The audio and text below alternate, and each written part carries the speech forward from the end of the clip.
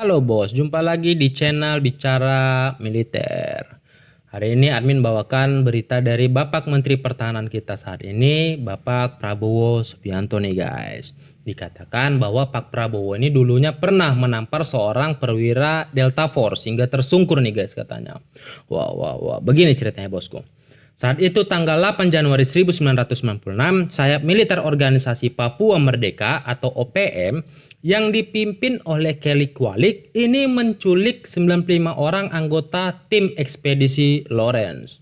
Kemudian Kelly Kwalik ini berusaha menukarkan 12 sandera dengan kemerdekaan Papua nih guys. Wah, berani juga tuh orang. Pada saat itu peristiwa ini disorot oleh dunia internasional nih guys. Untuk membebaskan sandera yang ada di hutan belantara Mapenduma, Mabes TNI membentuk Satgas.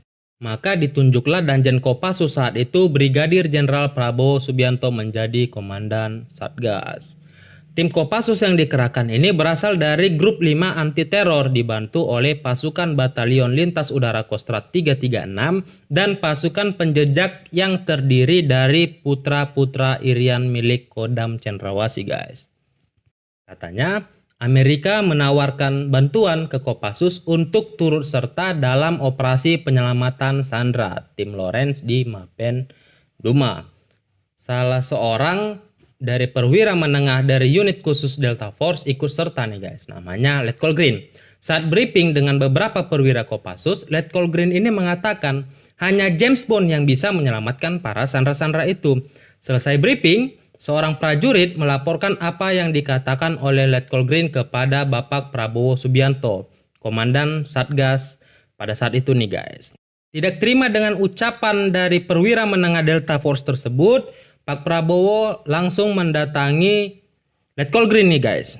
Dan terjadilah hal yang tidak disangka-sangka. Pak Prabowo menampar Letkol Green saat itu sampai tersungkur sambil berkata, "Jika kamu meremehkan negara dan pasukan saya bisa menembak kepalamu." Wah, headshot nih bos.